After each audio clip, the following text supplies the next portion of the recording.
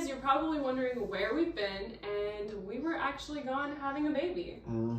So this is going to be the video of labor and delivery, how the day leading up to labor and delivery went, and then kind of how that week went, because there's some crazy stuff that went down. Yep. So let's get into it. We had to take a break because someone needs to eat, so he'll be doing this for a minute. Ezra was born on April 3rd, the day before, which was a Sunday, is kind of when everything started and went down. And at this point, we were at 37 weeks. Full term is 40. Yeah. Right. So Ezra was born at 37 weeks, which is early.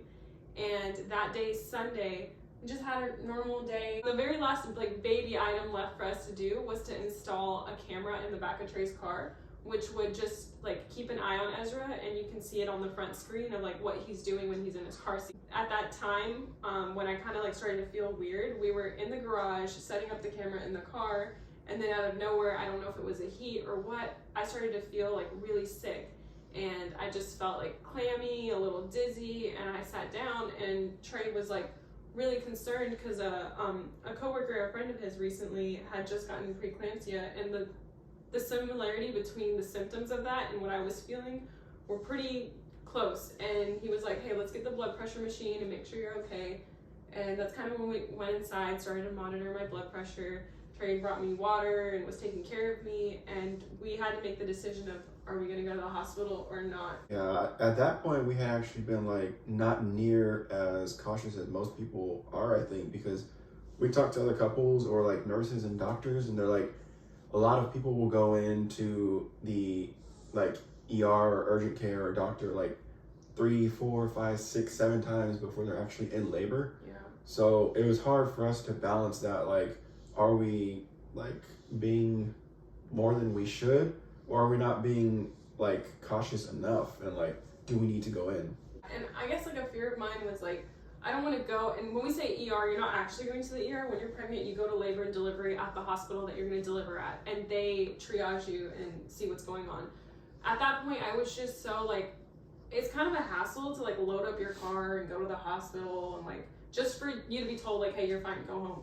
Don't stress about it. And that's what no one wants that at all. So you have that in the back of your mind, are we gonna go here just to sound we're making a bigger deal of it, and we are, but in the end we decided better safe than sorry. We decided to make the 30-minute trek to the hospital and packed our bags, yeah. Took everything as if we were we could potentially have to stay there and go into labor. So Trey loaded up the entire car as if we were going into labor. We headed to the hospital. I did it quick too. And we had so much stuff, y'all. It looked like we were going on vacation for 2 weeks. When you're in that mode, dad mode, I had that whole car packed probably before she was even ready, to be honest. Yeah. 5 minutes. Lesson learned, you really don't need to pack that much. But yeah, but also lesson learned, you pre-packing everything is so huge. We were ready, we were on it, and we were out the door literally with about 5 minutes. Yeah, and also we made a list of stuff that was already packed, and then stuff for that day, for that moment, that you need to be okay, this stuff is around the house, your glasses, your medication that you take daily, things like that, make sure you grab that. So highly, highly recommend having a plan, having a backpack, and just working as a team in that moment if you can. Yeah, well, just being proactive. Actually, I'm really grateful that we were proactive just in general throughout the whole process. Yeah. It made everything so much easier, so much calmer. It was just nice. So we get to the hospital, I want to say around 4 o'clock. AM, right? No, this is 4 p.m. because this is the night before. Yeah. Night before. So we get there at 4 p.m. We get checked into labor and delivery, and they triage me. We actually had plans to meet up with Trey's dad and stepmom that day. They were actually going to come over before my blood pressure started getting all weird, and they decided to just meet us at the hospital and be there in case we needed them, in case it was the real deal. And we got checked in. They were super quick with everything, got me hooked up to monitors. This is the beginning. Just checking up once. And instantly they were like, yeah, you're contracting. Your contractions are about 10 minutes apart, and you're 1 centimeter dilated. And that was shocking news to us because I wasn't really feeling the contractions, but I did tell you that whole week that I felt like I was contracting. And it was really eye-opening. I was like, oh, I'm having contractions? Like, that's crazy. Yeah. And I feel like for me in that moment, it really started to feel real. Like, oh, this could literally happen any day now. Getting ready. Yeah, well, it did for me until we spoke to the nurse, because they did all the tests and all that stuff, and she ended up saying that it could be anywhere from the next couple hours. Like, we could be back at the hospital later, because they were letting us go home because she wasn't at 5 centimeters yet. Yeah. And the nurse said, like, we could be in active labor within literally a couple hours, or it could be a couple weeks. So at that point, like, it did feel real to me, but I was also like, so you're telling me I could be going to work for the next 2 weeks while my wife is like dilated? You know, I didn't know how to feel about that. So I'm trying to do all this math in my head also with work. I'm like, should I burn my actual vacation leave right now, or what do I need to do? Because I don't want to leave my wife at home for 2 weeks while she's, you know, obviously she's dilated already, but you have to deal with a lot on your own. So I was just trying to calculate like work stuff in my head, as lame as it is. Yeah, it was like we're trying to figure out like how the next couple of days were gonna go, if someone was gonna be able to stay with me during the day while he was at work, if I needed to go stay with my parents or someone else, someone in Trey's family. Like, we were like quickly trying to calculate how the next couple of days were gonna go. We got out, Trey's dad was still there. We went to Denny's, and I mean, I'm saying this because it's like so funny and I always want to remember it. We're sitting there at the Denny's, we ordered our food, and we're just cracking jokes and kind of like talking about how we're all like so confident that he's gonna come early for sure, but not this early. Like, there's no way he'd be coming this early. Yeah, a big part of that I think is like the nurse and doctor and all them, like they did nothing wrong, but they made it seem like there wasn't really any urgency. They're like, oh yeah, just go home, like do your thing. You know, like I said, it could be a couple of weeks still. Like, and they didn't seem to favor that it was gonna be soon, based on like the energy they were giving off and the info. So all of us were like, yeah, we think it might be next week. We think it might be like in the next couple weeks. Yeah, and like Trey said, like nothing against the doctors and nurses. They were truly amazing. Yeah. They didn't make us feel like we were crazy for coming. They just reassured us that everything was okay, which is what you want at the end of the day. By the time like we got home and kind of unpacked everything, it was, I want to say like close to 10 p.m. Okay, someone is done. You good? Okay. So by the time we got home and kind of unpacked everything, it was like 10 p.m.-ish, and Trey was still like, oh, I don't know if I should go to work, if I should stay with you. And we were like, let's just see how tonight plays out, and you'll make this decision in the morning when it's time for you to go to work. So we went ahead and went to bed, and somewhere around like, what is happening? Somewhere around... We were making plans though, like for me to just go to work, because again, I couldn't use my paternity leave until like after he was born. So we're like, we're just gonna continue with our day-to-day life, and I'm gonna go to work. So make sure like your mom is available, because I don't want to leave you alone for sure. Yeah, so that night, after like discussing everything and trying to come up with a plan, and take in mind, we unloaded the entire car, or Trey did, because I was pregnant. Yep, I was settling back in. Yeah, we unloaded the entire car thinking that, okay, if somebody's here with me tomorrow, in case I do go into labor tomorrow, like we'll be able to put everything into that person's car and they'll be able to take me. Yeah, and we went to bed with that in mind, that really anything can happen. But truly, I did not think I was going to go into labor that night, and I don't think you did either. And I ended up actually getting like a bad headache that night. So like we went to bed like normal time, but some point, I don't know what time it was. What time was that? So when I woke up, it was like 3 a.m., but I believe you had left the bed around 2. Yeah, and I came to like my office, which we're in now, and I was just trying to like get through my headache and not disturb them, because I didn't want to like be moving on the bed and stuff. So I was actually in here when she woke up. Yeah, and I kind of just woke up like, you know how you naturally wake up when you're sleeping and you gotta go to the bathroom, and it felt like really strong like period cramps, and I was like, okay, these definitely feel like cramps, like I've been having these, or contractions, but are they the contractions that I need to like go to the hospital for? And take in mind, when you do go to triage, at least in the US, for labor and delivery, you get charged. It's like an ER visit, And I really in my head was like, we literally just went, like, we're gonna go back, and it might be even the same nurses on that shift that are like, y'all are back already. Yeah, I was kind of prepared for that though, because like we hadn't been going at all, so I was like, okay, maybe we'll just like catch up on our visits right now. Like, it wasn't a big deal to me. So in my mind at this point, I was like, no, we're not going. And I texted Trey because he wasn't in the bedroom, and I was like, hey, I'm having really strong contractions, but I don't know what this means. Actually, I wasn't like alarmed at all at this point. I was like, okay, like they're probably just getting stronger. Like, she might be dilating a little bit, like maybe at 1.5 or 2. So I was like, let me just go in there. I was calm and cool. Like, I was like, okay, we're just progressing a little bit. Are you okay right now? Our son snorts now. I don't know if that's normal, but he's 2 months old and he snorts. I think you're done. Dad's gonna burp you.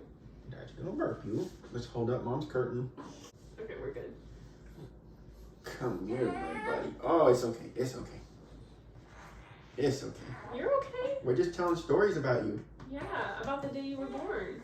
So Trey comes into the room, and the labor and delivery triage had given us like a packet that had said like what to look out for. Oh, Oh my goodness. And we were looking out like what is that number of like what your contractions are at. And I remember as we kept talking and trying to figure out, I kept telling Trey like, I think this is contractions. I don't know if it is. I don't know how to time them. And he had his phone out and we're trying to time them. And I'd be like, okay, start the timer, stop the timer. I think that was a contraction. I don't know. And I luckily had my like yoga ball in our bedroom. So I got on the yoga ball and I was kind of like leaning forward and breathing through what I felt like were contractions and kind of bouncing at the same time to help with the motion of it. Good. And all of a sudden I just heard this pop. And it's like an internal pop. Like, you don't hear it outside, you hear it in your body. I didn't hear it, and I was like 2 feet from her. And I hear this pop, and then it feels like water is gushing out of me. And I'm still on the yoga ball, and I go, babe, my water just broke. And I stand up, and I felt the water like gush out of me. Yeah, but like we said, we were very proactive with this, and I don't know people's opinions on, you know, pre-planning and all that, but we're actually heavily into hypnobirthing. So we both reacted very well to this. Oh, okay. You want to go, mama? You want to go, mama? What? He loves the shells in here. What? Oh. Okay, we'll let you go, mama. Okay. Then you burped once, right? Yeah. So, okay. Bouncies. He has the grumpiest face. What's wrong, buddy? Okay. So I can say, like, her water broke, and she told me, she was like, babe, my water just broke. And for me, like, in that exact moment, I was like, well, are you serious? Like, are you 100% sure? So what I remember is I stood up and my like water started coming out, and he knew a part of my birth plan was that I 100% wanted to take a shower and relax before leaving for the hospital. Yeah. So you got up and turned the shower on for me. Yeah, and I knew at that point, like, it was really go time. So I turned the shower on for her, and I made sure she was okay, like, to be left alone or whatever. And then I immediately went back to packing up the vehicle, like, 4 hours later. So he starts packing up the vehicle. I go in the shower, and when I tell you guys, there was not a single concern in my mind about anything, no panic, none of that.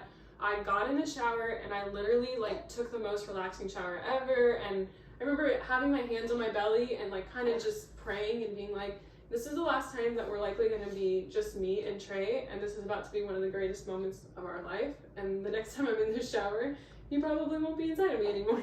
Yeah, and I don't know if me and Sahar actually like talked about this, just because obviously we've been so busy with him being born, but in that moment, like, she was just saying what she was up to, but like packing the car and getting everything ready when you actually know it's go time, it was almost like an out-of-body experience, like not nerves or blacking out or anything, but everything almost felt like, for me, super calm and just like going through everything I needed to get done and like checking off everything on my phone. Like, it was so weird. There was no panic. It was like this like calm, like serenity around our whole like house. This is a really weird way to describe it, but if you've ever had someone like close your ears and you can't hear for a second, and then like you uncover them It was like that, and I feel like until we got in the car and we're actually on the freeway, it was like silence. Yeah. Even though we're talking, we're moving like we normally would. Chances of your water breaking, I don't think is very high. There was literally no one that we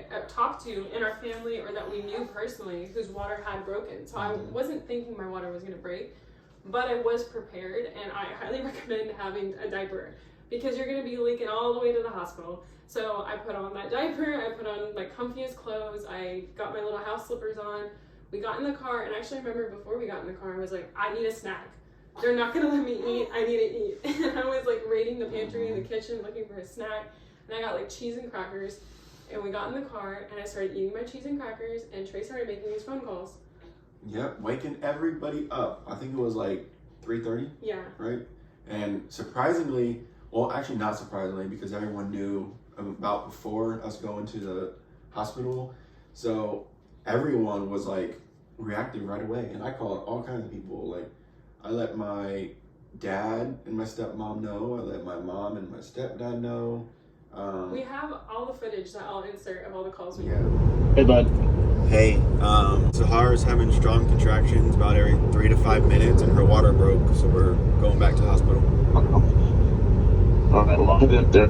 My sister's in her own house now, my little siblings, like, everyone picked up the phone as if it was like 1 p.m. The ride there was like really surreal too, because we kept talking about how this is likely the last time there's two of us in this car, and you're just reminiscing like how far you come and just being thankful, and then just praying that everything goes well. Yeah, but it was so weird. I try to explain it to people, like, it is nothing like the movies, at least from like a man's perspective. Like, you know, the water breaking part actually kind of was, in a sense. Other than that, like, it's just not like the movies. We weren't alarmed, and we weren't running out the door with like our minds just all over the place. It was just so calm and cool, and I don't know if that had to do with our like prep before or what, if that's like everyone's experience, but that car ride was super chill. Yeah, I totally forgot to add, but like once I actually got to the bathroom and started to get ready to go in the shower, there was a whole puddle on the ground, and I knew I wasn't gonna have time to clean it up, and Trey wasn't either, so I like quickly cleaned what I could and then put paper towels down and took all the bed sheets off the bed and took the towels that were all hanging around the house and put everything in the washing machine and started the washing machine. Like, you have time to do Yeah, stuff. like that's what I'm talking about. Like, her water didn't break, and I didn't, you know, have to pick her up and like run her to the car and rush. Like, she took a shower, I packed the whole car, she put laundry up, like. Yeah. So I just wanted to mention that for people that maybe have fear around pregnancy. Like, it's not that crazy scene in the movies. At the hospital, like, no one was very panicky. We went straight back to the triage place we had gone earlier. It was a different nurse, but the same doctor there. Well, I didn't know how long labor was gonna take. Alright. You wanna tell us what's going on? We think it's time. Hopefully it's not another false alarm. Sahara's having strong contractions about every 5 minutes apart. And her water broke. So we'll see. Hopefully we're gonna see little buddy soon. And she was like, oh wow, y'all are back already. They checked me, and I think at this point I was like 2 centimeters dilated maybe. Yeah, like it wasn't much more. It's Yeah. odd, like finding out after the fact that her water broke only at 2 centimeters dilated. Yeah, and then they were like, okay, you're just gonna get moved into like a labor and delivery room, because that was still the triage. And they helped me get changed into a gown. We moved into labor and delivery. And then like the journey kind of started from there. We knew it was gonna be long too. Like, we were settling in because she was only 2 centimeters and you gotta get to 10. Yeah. So we were like, we might actually be here for like a week, according to what she told us. Like, jokingly, we knew we wouldn't be there a week, but I figured that my labor was at least gonna be 20 hours. Well, yeah, no, I was talking about like the whole process. Like, I was thinking maybe we go like a day and a half of like you not reaching active labor still. Yeah. And then that we would labor and have the baby and be there for another 4 days. I was literally thinking it could be like 4, 5, 6 days. Mm-hmm. Yeah, once we get settled in, I think it was like close to 4:30ish, maybe 5 o'clock-ish, where our family started rolling into the hospital.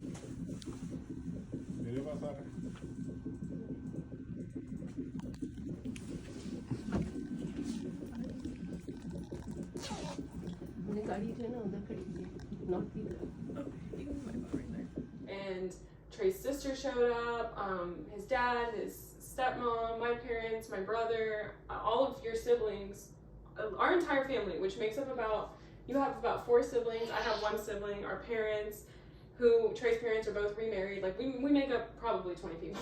Yeah, there's a lot of people. They're all sitting in the waiting room, and then our hospital, which every hospital has a different rule, allows 3 people in the room at a time. So, like, including Trey would be 2 people additionally.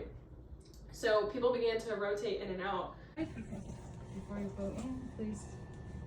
My parents came in and saw me, my brother, your siblings, your mom, like dad, everyone was rotating in and out, and they were just like praying over me and Ezra and Trey, and like just, you know, we were preparing for labor. And I was still good at that point. Like, I was contracting and it was painful, but not anything that like I was like, oh, I can't speak.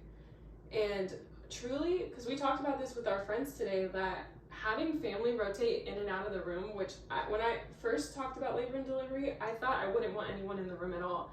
But having such a large family that was constantly coming in, having small talk, it made labor go by fast. Yeah, I mean, obviously I could say that I wasn't going through pain, like contractions, but it did go by fast. And also shout out to our nurse. Like, yeah, she was so freaking cool, y'all. She didn't push anything. She would even recommend like holistic ways to like get through the pain and stuff like that, and you usually don't see that in like the medicine like world. Yeah, I really like, I'm all for medicine and all that, and modern medicine, but I wanted to try to labor naturally for as long as I could. I'm not against the epidural, and I just felt like when it was time and I was at a point where I felt like I needed it, I would try to get it. Because honestly, I like to tell myself I'm a fighter. Like, I want to go as far as I can and push as hard as I can for things before I feel like I need help, which can be a good thing and a bad thing.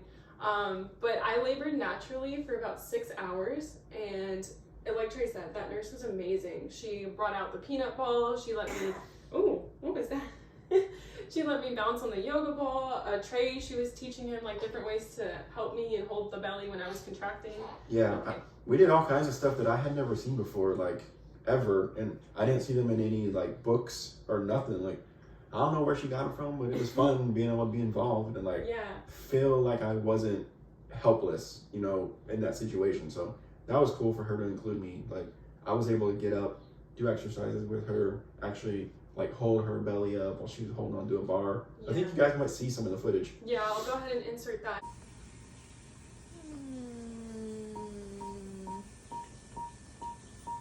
And the entire time that I'm in labor and contracting, like, she'd be like, look, you're having like huge contractions, and I'm like cracking jokes like, guys, I have the biggest diaper on right now, which I will insert the clip of. I just want you guys to know that I have a giant diaper on. It's necessary. It's necessary. Insert the clip of, and I'm eating a popsicle and just doing my best to stay positive and try to push through it. And around the 6-hour mark is where mentally I kind of started to drop a little. And hypnobirthing teaches you that it's all a mental game. Like, as far as you push yourself mentally and tell yourself you can do something, you truly can. He's just staring me down. And at that 6-hour mark, I think they checked me again, and I was barely like 3 centimeters dilated. Were you even 3? I don't know. I thought you were like 2.5, and I was like, holy crap. That was when, honestly, that was the moment when something kind of hit me where I was like, this probably isn't going to be a totally normal like labor and delivery, because we were in there for 6 hours, and I'm pretty sure she had only gone in half a centimeter. Something, and it just like something didn't feel right. But they were also giving me Pitocin, something to speed up the process of actually like what do you call it, contracting and opening up and dilating, which you weren't. Yeah, so that's where I started to get a little worried, because I kind of knew what that meant, that this could go on for a very long time, and I didn't feel at that point anymore like I wasn't someone that was against the epidural, that I wanted to push myself through that. I was like, it's time. And like Trey said, the epidural was never pushed on me. They kept constantly asking, do you want it? Okay, just let us know when you want it, or let us know if you want it. And at that point, I told my nurse, I was like, I want the epidural. So went ahead and started, like, they got the doctor for the epidural. Trey had to leave the room. And this is the part that I was the most scared of for pregnancy. Going into it. So it was the part that I was most worried about because of how scared she was. So when they kicked me out, like, I remember, I don't know if I asked or I was just thinking, if I could just like stay in there with her and, you know, like not look or be close to her, just like be support for her. I think you asked if you could stay. Yeah, and they made me get out. So I was like, oh, this sucks. A part of like our planning for birth was doing lots of simulations of how the birth would go, and we would literally sit in bed at night, and this is a part of hypnobirthing, and Trey would like hold my belly, and we would do like breathing exercises, like we're going to be doing this on the day of labor and delivery, we're going to be calm like this, and I would do a lot of meditation, and so would Trey, and like just really picturing how calm we wanted to be for that moment. Yeah, and we got pretty like extreme with it too, because I don't know, like Sahara's issue was she just, for whatever reason, she's real sensitive like on her lower back, so she just knew that she might like wiggle or move when they're putting in the epidural, and that's scary because then something could get screwed up. So we actually went as far as like simulating simulating putting it in. Like I would like touch the bottom of her back and like be like, okay ma'am, like I'm putting the epidural in now. I don't know if it helped or not, but she said that she like killed it when I came back in. Yeah, so I actually was really, really scared, and when the doctor came in, he is like behind me, and I can't see what he's doing, and the nurse is in front of me, and you can hold on to the nurse. Are you okay? You want to go to Dad? You can hold on to the nurse. So I'm like getting ready, and I'm just talking to the nurse. I'm like, I'm so scared. This is the thing that I'm the most worried about. And the doctor's like, you know, just trying to stay as calm as you can, and they're both trying to do their best to talk me through it. And then I start like twitching my back like this, and the doctor. You did twitch? No, so I did twitch, and the doctor's like, I haven't even touched you yet. And that's how you know it was all mental, because he was nowhere near me. I think he was just getting his stuff ready. And honestly, that silliness of that moment kind of like clicked something in me, like, girl, he hasn't even touched you yet. You're okay, you're gonna get through this. I just focused on the nurse, and he did like his little rubbing cream, and then he inserted the epidural, like the little thing that they're supposed to. For anyone that doesn't know, the epidural, like they stick a needle in your back, and then there's like a tube, and it's so skinny, it's so tiny. In my head, I was making it like a bigger thing than it needed to be. Before I got the epidural, I was thinking it's gonna be this big tube that goes over my shoulder. Like, it is the tiniest like thread type of tube, and then they like tape it up to your shoulder so that they can insert medication for you. And it was literally like a 5-minute thing. Like I was like, whoa, you're done? That's funny, because for me, you know, being someone that is helpless and outside in the waiting room with everyone, it felt to me like forever. That was actually, I don't even think I told you this, like that was the most uncomfortable I felt. Like at one point I came out there and I was just like talking and catching up with all my family, and I sat down to like eat because I hadn't eaten anything yet. And I remember taking like 2 bites, and I was like, I don't have my appetite right now. And I took 2 bites of my sandwich, and then I like got up, and I was actually kind of like pacing, because I was like, I don't like the not knowing and the unknown. So that was actually the most uncomfortable I was through everything, and our story gets pretty crazy. Yeah. After I received the epidural, Trey came back into the room. Oh no, were you there when they inserted the catheter? I don't think so. So they inserted the catheter after I got the epidural, and then after Maybe that's why it took so long then. Maybe. That's where it actually took. I was outside for like 10 to 15 minutes, I think. Yeah, then that's probably why. And once they inserted the catheter, because when you get the epidural, your legs are numb. You're not getting up. You're not going anywhere for a little while. Then she was like, can I make the room all cozy? And she like dimmed the lights and got me my like comfy blanket that we brought from home. And I kind of got settled into the bed because it was time to rest. Like for the first time, my body was like I didn't feel the contractions anymore. Yeah, like when I had left her, like she said, she was in a pretty decent amount of pain. And when I came in, she was just like, hi. Like, totally different person. I was like, dang, that's crazy. I think I remember at like the peak of the contractions being like, I can't do this anymore. Like I'm telling you, looking back now, it was all mental. I thought you did like really good. But I feel like if I would have never heard that my contraction, or my what do you call it? You were only at 2.5. Yeah, if I would have never heard that, I probably could have pushed myself further. Yeah, I think if you knew we were like close to the finish line, you would have pushed through. Yeah. But knowing that you weren't even there, I don't blame you. Next time if we go through that, I would just tell him, and then you let me know if I'm like close to it. But if I'm not, don't tell me. But yeah, so at that point we just settled in, and it was like there really was no more movement for me. I was just laying in the bed. So I went ahead and put Star Wars on, because if you guys know or you've been following us, his name Ezra is actually from Star Wars. And I was like, this is my comfort movie right now. I want my son to hear Star Wars coming into the world. And Trey was just on the couch. He finally, like, for the first time since 2 o'clock in the morning, I think finally got to relax and really be like, okay, she's okay, the baby's okay, I can sit down for a minute. And his little sister Maylee was also in the room, and both of them knocked out on the couch. Like, went into deep sleep, had blankets on them, they were out. Yeah. And y'all have to remember, like, me and her hadn't been to sleep. Yeah. Like, by the time we got home earlier in the night and laid down, we were only laying down or asleep. I think I was asleep for like 45 minutes because I wore my Oura ring and it tracks everything. I literally was asleep for 45 minutes before I got a headache. So we were operating on no sleep. Yeah, and I got like a couple of naps in, but I didn't stay like asleep like they did, because the nurse kept coming in and monitoring my heart rate and his heart rate. And I thought that maybe I was moving too much in the bed, like, you know, like changing the volume and doing stuff. And I thought that was what was making it seemed like my heart rate was wrong or his was wrong. I don't know. She kept coming in and telling me to lay on one side and lay on the other side, and she would readjust the heart rate monitor. And that went on for a couple of hours. Yeah, and I remember feeling like I didn't say it or anything or make a big deal of it, but I was sleeping, but I was in light sleep. So every time the nurse would come in and out, I would wake up. So I was aware that she was coming in and out, but she wasn't making a big deal of anything. So I didn't think anything was like super wrong, but I actually ended up asking her after I woke up, like, hey, is everything okay? Like, you come in here checking so often, like, is that normal? And she assured me that it was, and that's when she let us know, like, yeah, like, but his heart rate and her heart rate keep kind of fluctuating and going up and down, so we're just keeping an eye on it. But, you know, we started getting these little, like, hints and clues that things weren't totally right. Oh, yeah, but he wants to tell his story. Oh, okay. But to give them credit, they not at any point made, like, I wasn't even able to pick up on it that things were really, like, not good. Yeah, I wasn't panicked, he wasn't panicked. We were like, okay, they're just monitoring it. This is probably normal, like, yeah, at most. But we did kind of start to feel like, okay, but why are they coming in so much? And then when she gave me that answer that their heart rates were, like, going up and down, again, I asked, like, okay, is that normal?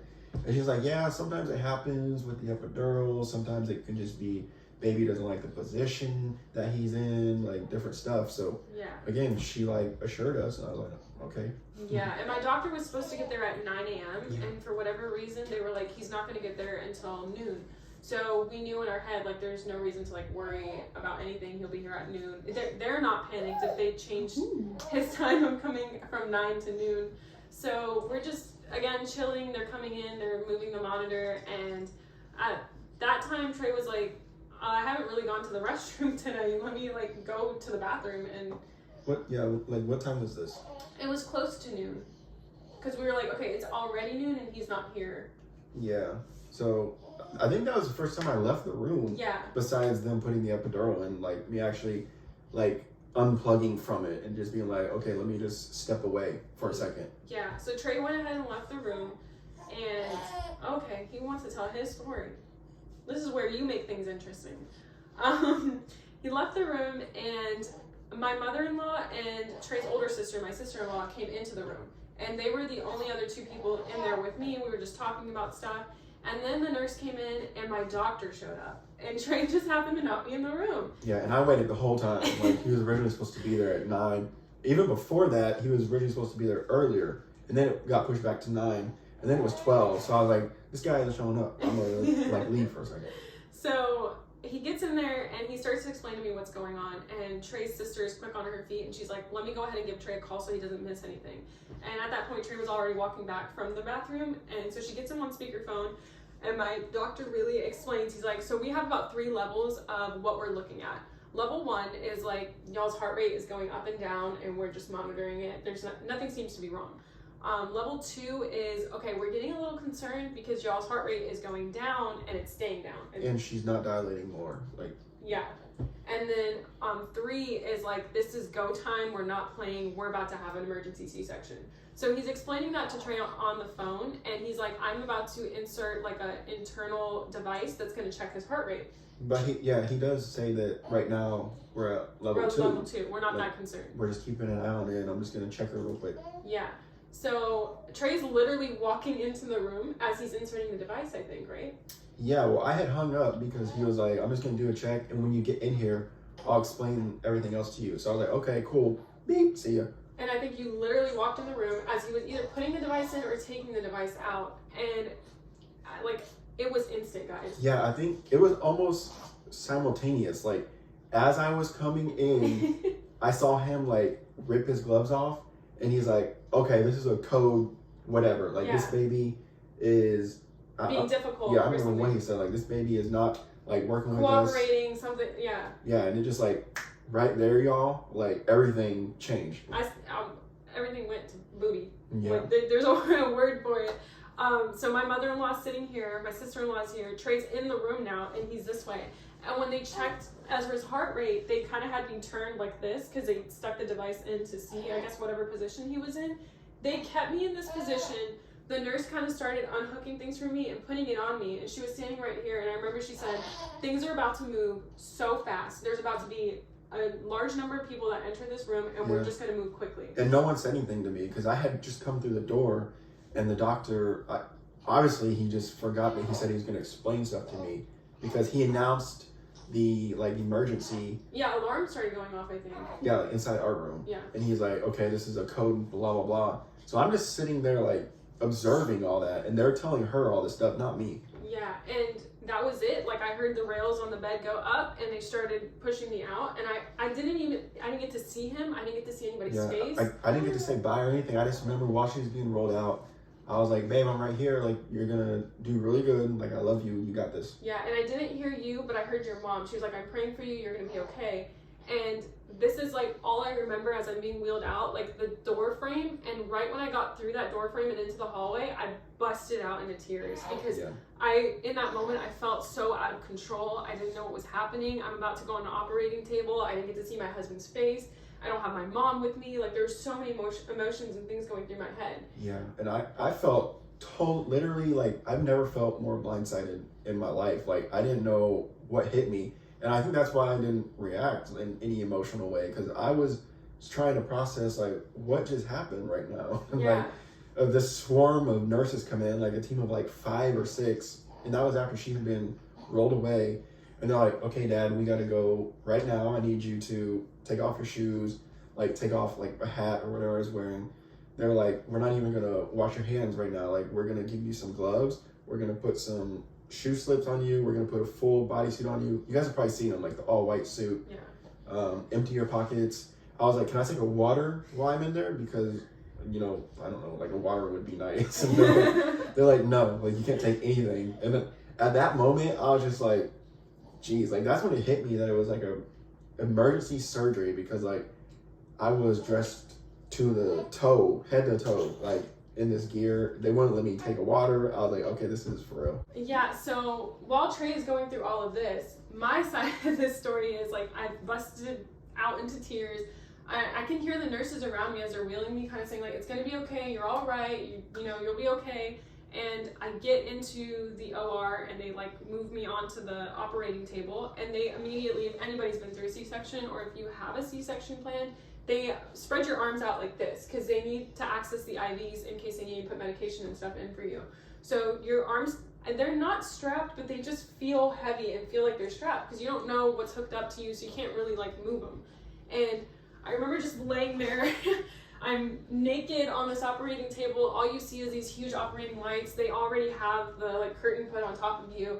And I'm like just crying very quietly and like trying to breathe through it. So I was like, ooh, ooh. Like I remember making that sound as I was breathing through my tears. And it felt literally like forever. Yeah, and it's funny because we go back, I started, well after, let me like rewind a little bit, like while she was being rolled away and while it was feeling like a million years for her, it went by super fast because they actually didn't even let me say bye to my mom or sister. Like my mom, I remember her asking the nurse, she's like, can I pray for him real quick? And she's like, no ma'am, like we don't have time for that. Like, so it was so quick that they wouldn't even let them give me a hug, a kiss, nothing. Like I was rushed out, but to her, it was feeling like a million years. And I know some people are gonna be like, why is his mom wanting to pray for him and stuff? But like, we're really adamant on like this birth and process and everything was us in it together. And there's tons of people whose partners pass out and stuff like that. And it's a scary situation to have your partner on an operating table or giving birth. Like you're worried, and that's a lot of stress on your body too. So, worried about baby and mom. Yeah, so like it was really helpful that our family understood that it was something that we were doing together, not being like, oh, it's all about mom and baby only. So yeah, being on the operating table, it felt like a million years, and it was going so slow. And I finally, like through my breath and my tears, I was like, where's my husband? Yeah, and at this point, time must have stopped for both of us because I remember I had asked them right away when they were getting me dressed. I was like, how long am I going to be waiting, like, before I can go in there with her? And they were like, it would just be a couple minutes, like 2 to 3 minutes. And I was like, okay. And they actually put me outside the hall, like where she was they were prepping her and operating or whatever. And they just sat me on a chair in the middle of a white hall, like picture like a alien abduction. You know how it's like all white. We have the footage for this. Yeah, like I was literally in a like school chair just placed over there. They're like, just sit here and we'll come and get you. And they left. And I was sitting there and I was like, okay, I don't know what to do right now. Yeah. So I'm gonna just start recording. All right, y'all, just a quick update. Baby was being stubborn and he did not seem to want to come out naturally, so they just decided that we're gonna do a C-section to get him out of there. So Sahar's in the room right now being prepped.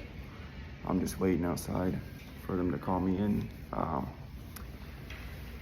Anxiety is high right now, nerves are high, but very excited. Mostly just praying that Ezra and Sahar are doing okay in there.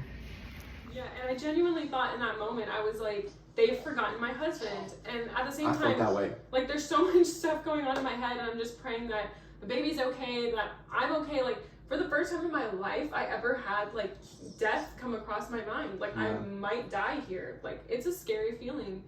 And I was just like praying that everything goes well, that my baby's healthy, he's okay, like we get through this, and I need my husband. Like yeah, and a lot. It's funny because like I said, we have footage, and I could have sworn on my last dollar that I was sitting in that chair for like 15 minutes.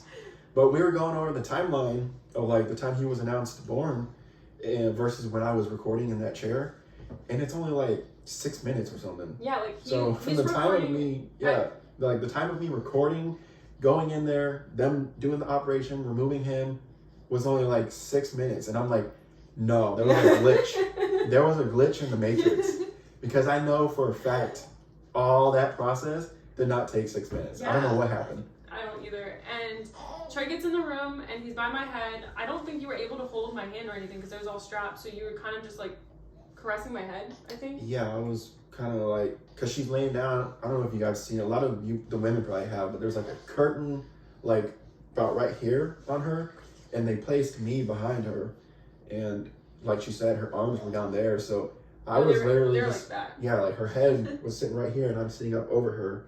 So I'm kind of just going through all the exercises we talked about. I'm telling her how strong she is, like just kind of caressing her head, like giving her forehead kisses. I'm kind of almost distracting myself with taking care of her because that was my main priority. Up until that point, like when he came and was caressing my head and like telling me I'm good, you're gonna get through this, all that, I was fine. Like I was still in my senses. And then it's kind of when the doctor was like, you're about to feel some pressure. I was like, whoa, like I'm feeling pressure. And that's when I started to be like, I don't know where I am. Like my body was having like a crazy experience. My mind was like, I didn't even feel like myself anymore. You're on so many like, you know, medications at that point. And at some point in all of that, I started saying, I'm going to throw up. I'm going to throw up. Like, I don't know if it was my body reacting to the medication or what. And the nurse is like, okay, I'm going to give you something for nausea. And they put like a vomit bag next to me. And 4 and 5. And yes, I have 1. I that felt like it was going on forever too. And then finally the doctor was like, he's out, and we didn't hear a cry. And we were kind of like I think I said to you, I don't hear him crying, or I don't hear him. You didn't hear him cry because whatever state you were in. No, but I did eventually hear a cry, but I just heard one. It was like, eh. Yeah, and then but that's what I'm saying. Like, I had heard him cry already. You didn't.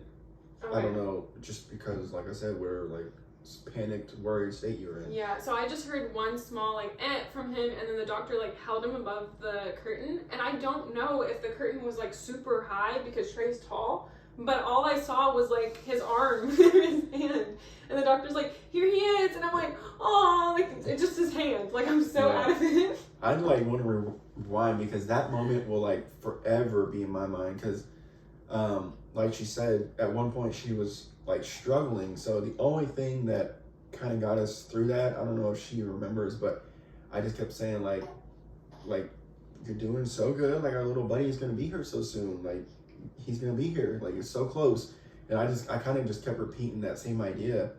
And I guess she didn't hear it, but I remember like they're just talking back and forth, like giving orders. I like, didn't give hear me anything this, they were saying. give me this. Like we gotta blah blah blah. Like go ahead and start this.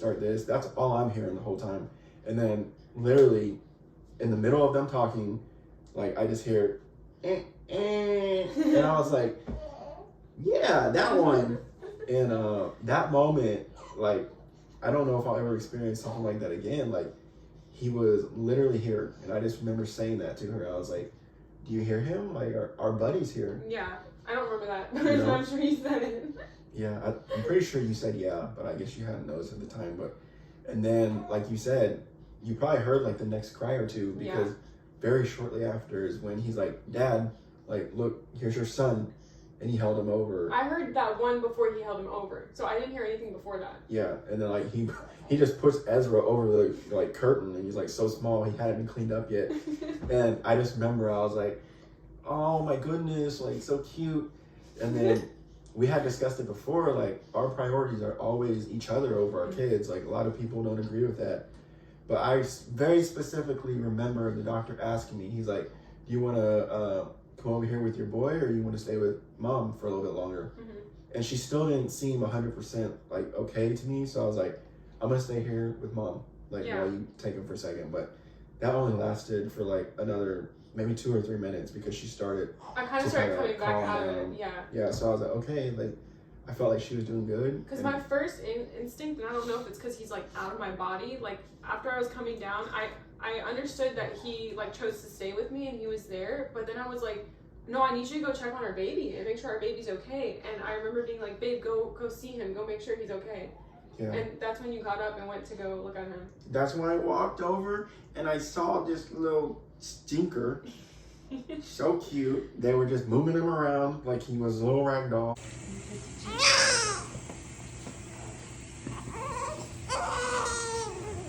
Don't kick me. What's wrong? You don't like that? Hey, buddy. Hey.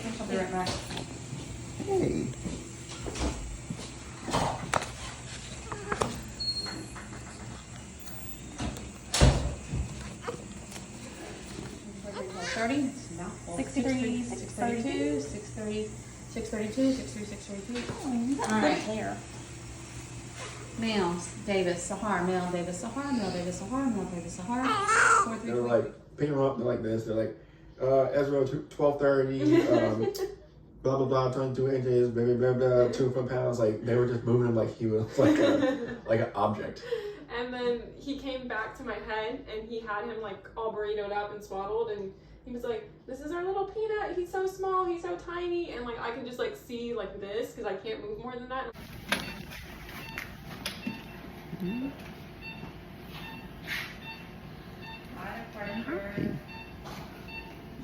Hi.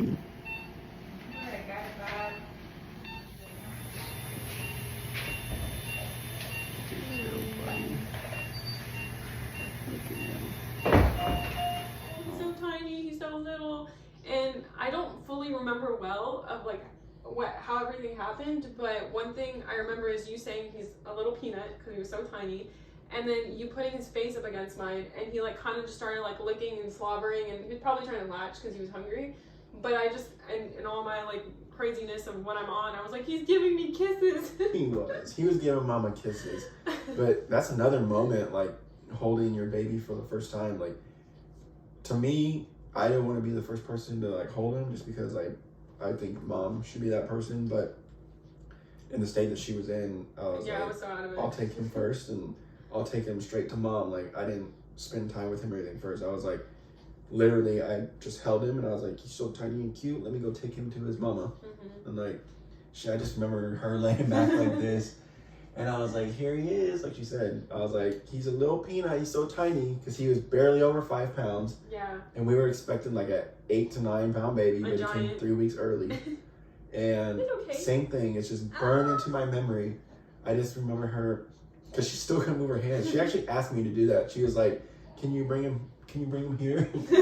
And I was like, yeah. And I was like, put him right next to her face, and he like started like licking her little cheek, and she's like, oh, he's giving me kisses. I'm still out of it. I was like, yeah, he is. He loves his mama. Oh yeah, he still give me kisses. Yeah. And so after all of that, like, stuff kind of starts to slow down. You kind of start to come out of like that weird trance that you're in. And for every woman it's different. Like, for some people they say it lasts like a day, and for others like you kind of come out of it a lot quicker. And I'm coming off the operating table now, and like they were asking us what his name was and stuff like that. I remember all that, and the surgeons and all the nurses and stuff were in there, and they're like, congratulations. And then he finally handed me Ezra for the first time, and we have a video of that too. I'm just like, oh, you can kind of see my face, I'm still out of it, but that's the first time I'm like, I'm a mom, he's here. And I'm like, Oh, buddy. I'm gonna lower the bed here.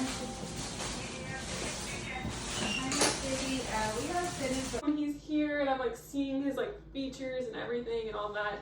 And then we got moved into the like recovery room, which you have to stay in the recovery room after a C-section for about 2 hours, because they just want to make sure that you're not clotting or anything and you're okay. And we stayed there, and that was like when I finally started to slowly come out of it. He opened his eyes for Dad. I don't even know what your role is. I can't see.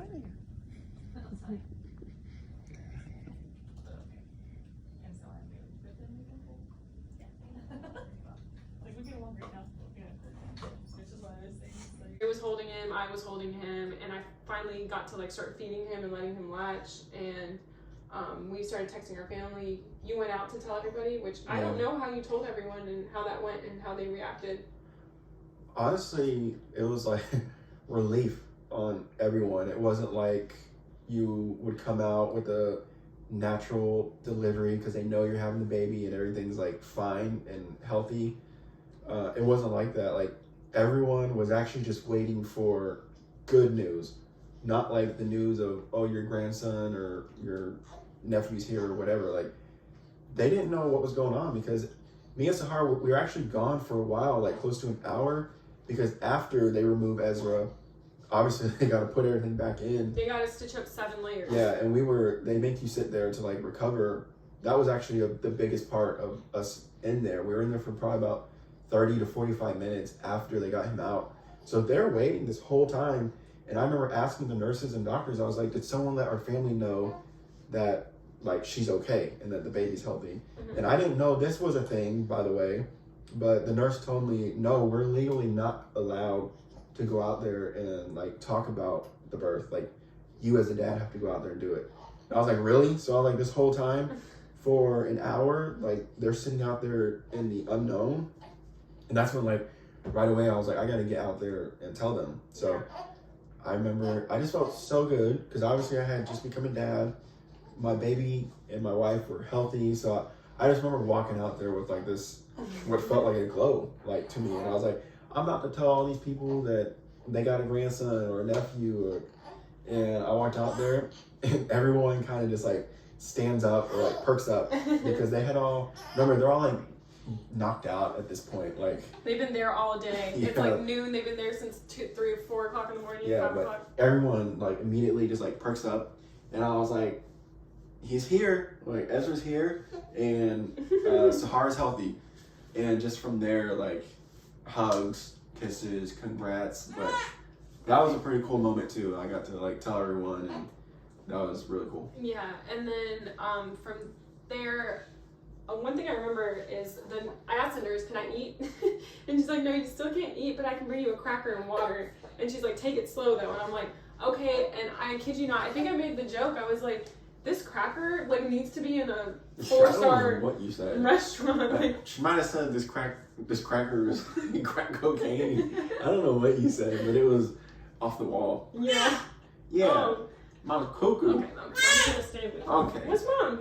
So yeah, I mean, this next like little part of the story, it's nothing crazy happened, like the actual staying in the hospital after birth and all that.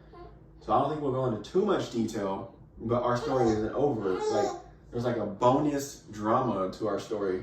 So Yeah. like, I mean, you can tell what details you want of us like staying in the hospital. So I'll go ahead and insert like all the clips of all our family members meeting Ezra for the first time. Lulu's the first one that gets to hold him. Hey buddy, you gonna wake up for everyone?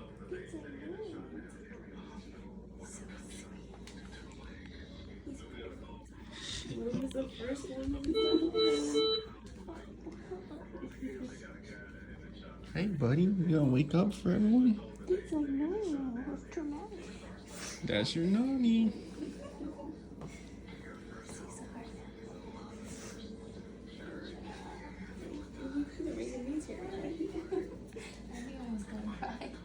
That's your nanny.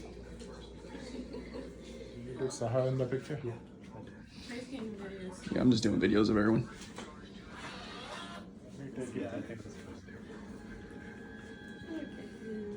Just stand here so I can take videos of everyone. Stop it. Why are you crying? Because you're so perfect. Everyone's cried so far. Yeah. Oh, you're so perfect. He's very sleepy. You can fix it while Josh has him.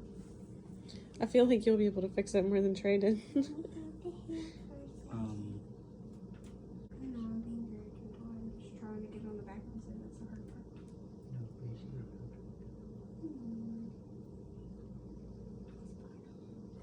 Your head, Josh, don't move. Why are you yapping?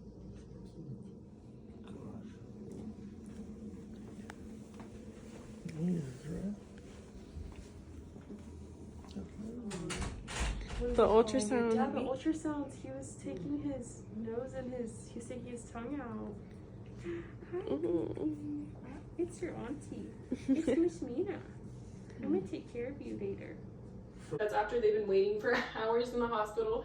And then the next part of this is gonna be like the crazy stuff. I know you're hungry. The next part is gonna be all the crazy stuff that followed the week of Ezra coming home. Yeah, And I think it got crazy. That's gonna have to be a separate video because this is already way too long. Yeah, but trust me, it gets even almost as crazy. Because Trey ends up in the hospital. I do, in the ER. Oh yeah, he's upset about that one. Yeah. Oh. Okay, we're going.